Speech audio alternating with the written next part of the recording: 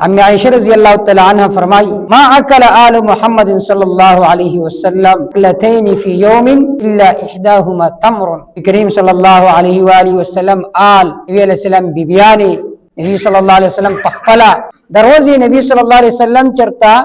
दो टेम रोटी न दखड़ हा क चरता यो टेम ورته وربشي میلاوي شي نو په دویم ټم باندې با چواری او کجوري پاګي باندې گزاره سما عزیزان و حاضرین نور مسلمانان اسد وړاندې سورۃ الزخرف د سو آیتونه مولستل په دې آیتونو کې الله رب العزت د دنیا نه د بیرغبتۍ تذکرہ کړی ده دنیا داسې څه نه ده چې مونږ تاسو هغه سره زړه لګو دنیا داسې څه نه ده چې مونږ تاسو په دې باندې مطمئن شو بلکې اصل زندگی اصل جن د آخرت جن دی نبی کریم صلی الله علیه وسلم په یو موقع باندې ارشاد فرمایلی صحابه کرامو د غزوه خندق په موقع باندې ګټي تړلې وي په خېټو پوری ډېر درلوګي د وجنه او نبی صلی الله علیه وسلم په خپل کودای کوله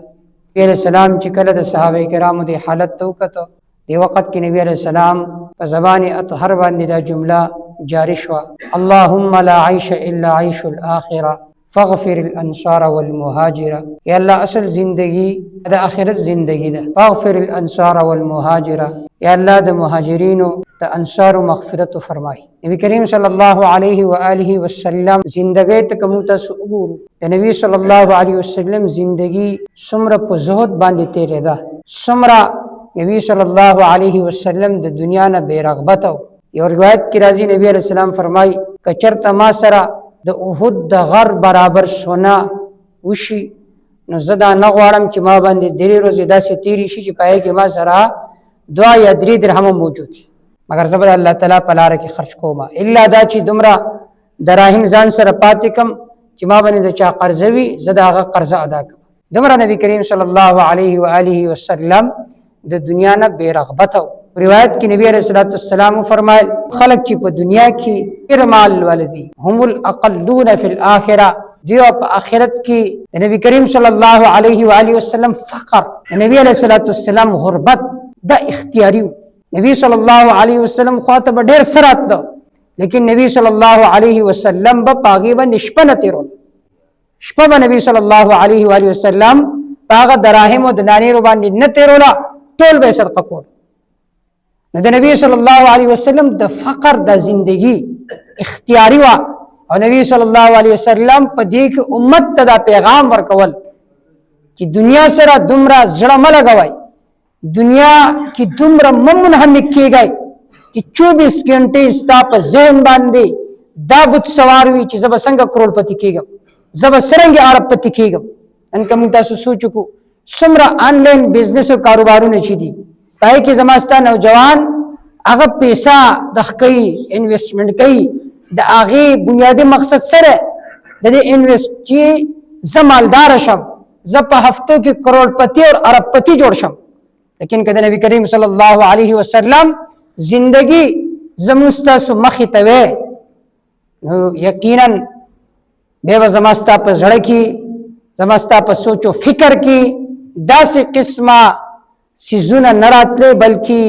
ماتا وبه چې الله تعالی را کړی دا په دې او ماتا گزار نبی کریم صلی الله علیه وسلم حالات څنګه امام بخاری رحم الله کتاب الرقاق کی روایت ذکر کړی دي لیکن ماستا سوران دي کوم آیت چې ذکر کړو دي چې الله تعالی فرمای ولولا ان يكون الناس امه واحد کدا خوف او خطر نه چې دا ټول خلک به کافر جوړ شي لجعلنا لمن يكفر بالرحمن لبيوتهم سقفا من فضه کم کسان چې د مهربان ذات انکار کوي داغه د ذات نه انکار کوي داغه د صفاتو نه انکار کوي د دې د کورونو چتونه دا ما د سپینو زرونه جوړ کړي ومعارج عليها يظهرون هغه سیړې هغه اندرپي پکم باندې چې دي خيجي هغه ما د سپینو زرونه جوړ کړي وي ولبيوتهم ابواب وسرر عليها يتكئون د دې د کورونو دروازې د دې هغه پلنګونه تختونه پکم باندې چې دي ټیک لګي تکیا لګي الله فرمایي دا به هم ما د سپینو زرونه جوړ کړي اور وزخرفا الله فرمایي ما به دیتا دمر سونه ور کړي وي چې داږي مثیل او نذیر بنئ بیا الله تعالی فرمایي ذهن کې به سوال راځي چې بھئی کم کسان چې د مهربان ذات د صفاتنا د ذات د انکار کوي نو هغه دومره مال ورکوي الله تعالی د دې سره خیر خوای ده الله فرمایي نه وان كل ذلك لما متاع الحیات الدنیا ندی دا ټول سو مگر د دنیا نفع ده والآخرة عند ربك للمتقين آخرت غرد عند ربك ساد رب نزبان دی للمتقین د پار د پرهیزګار نبی صلی الله علیه وسلم فرمای لو كانت الدنيا تعدل عند الله جناح بعوضه ک الله تعالی ته د دنیا قدر اور منزلت دیو ماشی دو پر برابر وے فما سقا کافرا منها شربة ما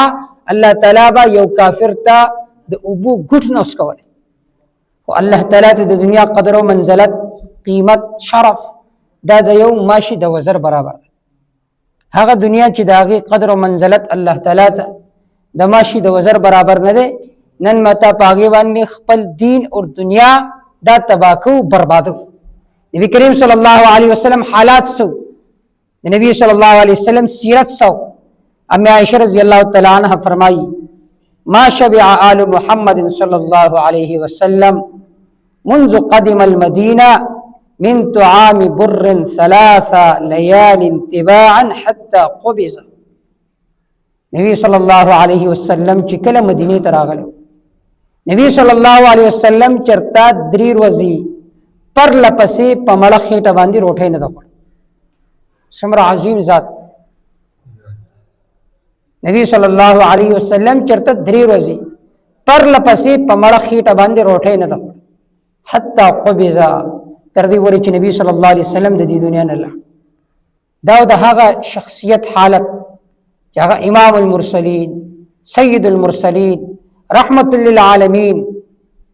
هغه باندې یو عظیم کتاب نازل شوی هغه ذات حالت سو چې هغه پر لپسې 3 ورځې په مړه خېټه باندې چرته روټۍ نه و نن موږ تاسو سوچو چې زموږ تاسو حالت څه دی زموږ تاسو حالت دا دی چې مونږه د ورځې د یو ټیم نه وي چې بایک چرته مونږ باندې لوګ راشي او نبی صلی الله علیه وسلم مسلسل 3 ورځې چرته په مړه خېټه باندې روټۍ نه حدیث پاک کی راضی ام عائشہ رضی اللہ تعالی عنہ فرمائی ما اکل آل محمد صلی اللہ علیہ وسلم اکلتین فی یوم الا احداهما تمر نبی کریم صلی اللہ علیہ وآلہ وسلم آل نبی علیہ السلام بیبیانی نبی صلی اللہ علیہ وسلم پخپلا دروازی نبی صلی اللہ علیہ وسلم چرتا 2 ټیمه روټۍ نه خوړ ها که چرته یو ټیم ورته وربشي میلاوي شي نو په دویم ټیم باندې با چواری او کجوري پاګې باندې گزاره او موږ تاسو ماسختن روټۍ وی سحر مالی ناشته وی اغم روټۍ وی درګي مسپخین به روټۍ وی مازیګر به روټۍ وی زموږ تاسو د روټۍ هغه اندازه نشته تعداد نه دی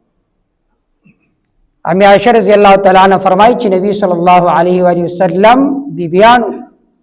نبی صلی الله علیه وسلم دروازي 2 ټیمه چرته روټۍ نه خوړ یو ټیم به روټۍ وا هغه هم سیده ساده او دویم ټیم به نبی صلی الله علیه وسلم بیبیانو او یو په گجرو باندې گزاره کوله ام عائشہ رضی اللہ تعالی عنہ فرمائی نبی صلی الله علیه وسلم د بستر په باره کې چې نبی رسول الله بستر څنګه زموږ تاسو بسترې خو نرمي نازک فومونه قسمه قسمه آرائش اسایش هغه تاسو ته میلاو دي د دې باوجود مونږ تاسو دې کوشش کیو چې د دنیا وا سرنګ مونږ ډیرو ام عائشہ رضی اللہ تعالی عنہ فرمای کان فراش رسول الله صلی الله علیه وسلم من ادم وحشوها من لیف نبی علیہ الصلوۃ والسلام بستر مبارک دا چمړې نه جوړاوه چمړې نه چې شی جوړي څومره سخت اور وحشوها من لیف په بستر کې دند مالش نو بلکې په بستر کې دنده د کجورو پانی پرتی دا غیر د نبی کریم صلی الله علیه و آله وسلم بستر جوړ شوی قتاده رحم الله فرمای چې ورځ مونږ انس بن مالک رضی الله تعالی عنہ خاطر انس بن مالک رضی الله تعالی عنہ خباس کم چې روټه په خوله هغه ولاړو حضرت انس رضی الله تعالی عنہ فرمایل کلوا خای تاسو فما اعلم النبي صلى الله عليه وسلم راى رغيفا مرققا حتى لقي بالله چې نبی صلی الله علیه وسلم نو لیدل چې نبی صلی الله علیه وسلم چرتا داسې روټۍ لیدلې وي چې هغه چپاتې وي، صاف ستر روټۍ وي، داسې نبی صلی الله علیه وسلم چرته روټۍ نه ولیدل. حتی قبضا حتی لحق بالله، تر دې پورې چې الله تعالی سره ملاو شو. اور ولا رأى شاة سمیتا بعینه قط، دارنګه نبی صلی الله علیه وسلم چرته په خپل سترګو مبارکو باندې پورا یو د بیزی بچوړه چرته زبشه پوښه نبی صلی الله علیه وسلم په خپل سترګو باندې نو. دا حالت د نبی کریم صلی الله علیه وسلم. ام عائشہ رضی الله تعالی عنها فرمای چې کان یاتی علینا الشهر، مونږ باندې میاشتې تیر شوي، ما نوقده نارا، مونږ په آی کې ور پکور کې نه لګو. ور خو کور کې ځکه لګول کېږي چې غوښه راځي، مختلف قسمه سيزونه راځي. لیکن ام عائشہ رضی الله تعالی عنها فرمایي چې میاشتې مونږ باندې تیر شوي، ما نوقده نارا، مونږ په کور کې ور نه لګول. انما هو التمر والماء، مونږ په کجورو باندې په اوبو باندې گزاره کوو په میاشتو باندې. بیا ام عائشہ رضی الله تعالی عنها فرمایي الا ان نوتا باللحیم، حق چرتا چا بس لګه غونته کی، لحیم تصغیر ده، لګه غونته کی غوخه بچا هدیه کړه نو هغه مونږه په خکړه. د دین علاوه میشت به تیر شي اور د آل محمد صلی الله علیه وسلم په کورونو کې با ور نه بلید. دا حالت د نبی کریم صلی الله علیه وسلم. ام عائشہ رضی الله تعالی عنها فرمایي چې حضرت عروه رضی الله تعالی عنها تا، حضرت عروه بن زبیر رضی الله تعالی عنه تا ام عائشہ رضی الله تعالی عنها فرمایل ان كنا لننظر الى الهلال ثلاثه اهله في شهرين، چې مونږ با دوه میاشتې به وشو، درېمه میاشت به داخله شوه. به هم وما اوقدت في ابيات رسول الله صلی الله علیه وسلم، نبی علیہ الصلوۃ والسلام په کورونو کې ور باندې بلید. دوه میاشتې او درې میاشتې با تیر شي. حضرت عروه بن زبیر فرمایي فقلت ما كان يعيشكم، ما وی الله تعالی، ما وی اے مور حضرت ام المؤمنین عائشہ رضی الله تعالی عنها، ما كان يعيشكم ساس گزران بسو. ام عائشہ رضی الله تعالی عنها فرمایل الاسودان التمر والماء، زمونږ گزران دا په کجورو باندې په اوبو باندې دوه میاشتې درې میاشتې با په داسې حالت کې تیری شي. الا انه قد كان لرسول الله صلی الله علیه وسلم جيران من الانصار كان لهم منائح، د نبی صلی الله علیه وسلم یو پړوسیو د انصارونه داغه اوخوي نو اغيبا نبی صلی الله علیه و آله وسلم ته دغه په هدیه کړو. د نبی صلی الله علیه و آله وسلم ربه هغه په مونږ باندې اسکولو. داسې حالتو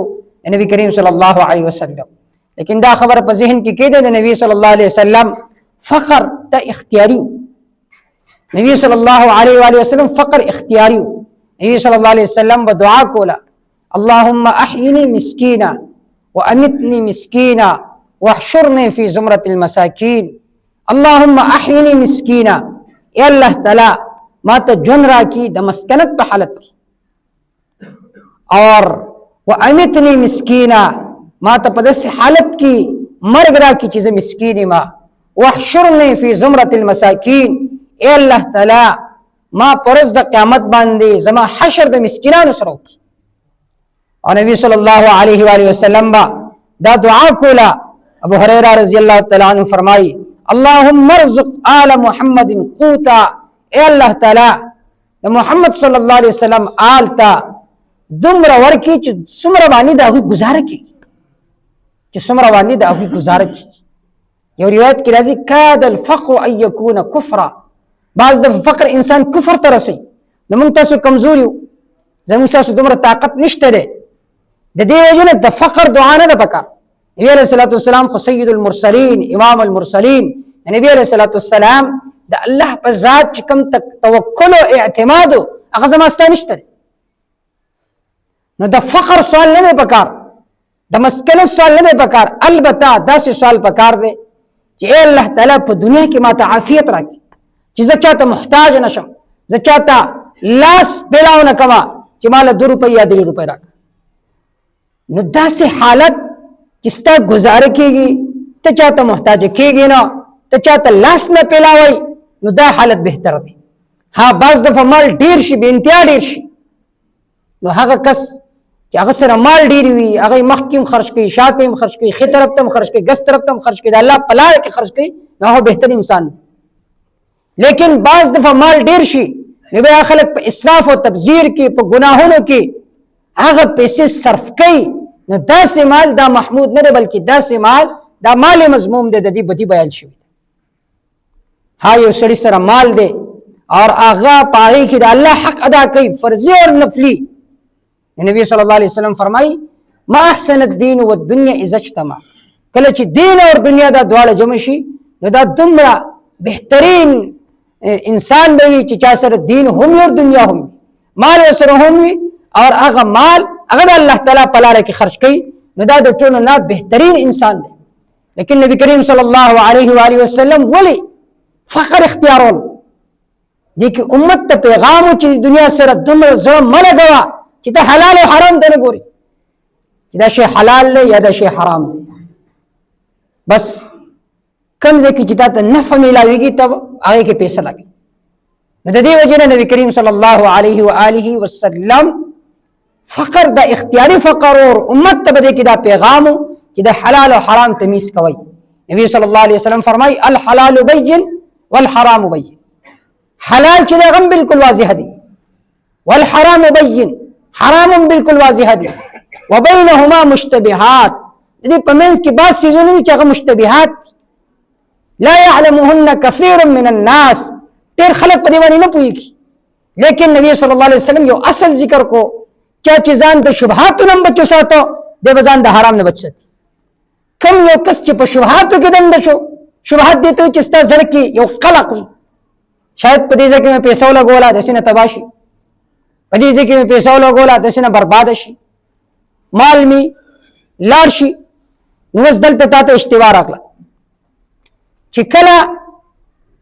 داسې طریقې سره تا ته اشتباه راځي نو د هغې نه به ځان بچ ساتل پکار دی.